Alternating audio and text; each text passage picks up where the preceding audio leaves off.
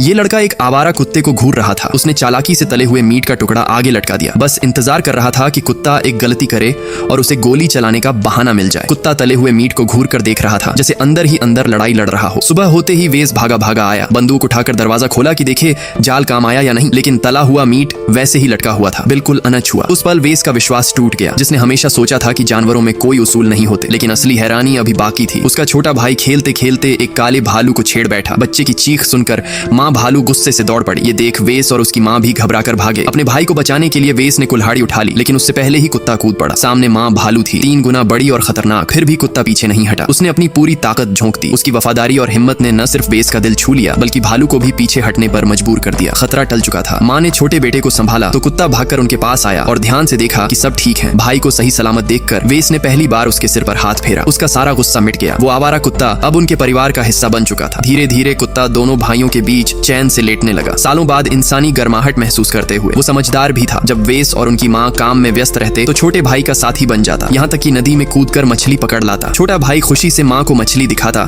और बार बार उस कुत्ते की तारीफ करता। घर की गाय उस दिन बुरी तरह ऊधम मचा रही थी, लेकिन कुत्ता आराम से उसके पास गया, बस आंखों में आंखें डालकर देखा और गाय पल भर में शांत हो गई। तभी वेस ने चैन से उसका दूध निकाला। उसी दिन वो लोग जंगली सुअर का शिकार करने निकले। कुत्ता पूरे झुंड को पीछा करता हुआ एक निचली जगह पर ले आया। सुअर रुक गए तो कुत्ते ने 2 बार भौंककर इशारा किया, अब वेस की बारी है। वेस ने रस्सी फेंकी और एक सुअर को फंसा भी लिया, लेकिन अचानक सुअर बेकाबू हो गया। वो झटके से वेस को पेड़ से नीचे पटक लाया। वेस सीधे झुंड के बीच गिरा और सुअरों ने उस पर हमला कर दिया। एक सुअर ने उसकी टांग जकड़ ली। वो तड़पता हुआ मदद के लिए चिल्लाया। कुत्ता तुरंत कूद पड़ा। उसने सुअर को दांतों से पकड़कर छोड़ने पर मजबूर कर दिया और वेस को आजाद कराया। किसी तरह वो घिसटता हुआ घास में छुपा अपने स्कार्फ से घाव बांधा, लेकिन जब कुत्ते की तरफ देखा तो वो खून से लथपथ जमीन पर बेहोश पड़ा था। आंखों में आंसू लिए वेस ने अपना कोट उतारकर उसके घाव दबाए। उसे घर मदद लानी थी, मगर डर था कि सुअर फिर लौट आएंगे। उसने कुत्ते से फुसफुसाकर कहा, पास की गुफा में छुप जाओ। दर्द सहते हुए कुत्ता रेंगता रेंगता अंदर चला गया। वेस ने सड़ी लकड़ी से गुफा का मुंह बंद किया और दौड़ पड़ा। घर वाले जब गुफा पर पहुंचे तो ऊपर गिद्ध मंडरा रहे थे, लेकिन दरवाजा अब भी बंद था। कुत्ता जिंदा था। माँ ने कोट हटाया और चेहरा गंभीर हो गया। उसने वेस से खच्चर की पूंछ से बाल नोच कर लाने को कहा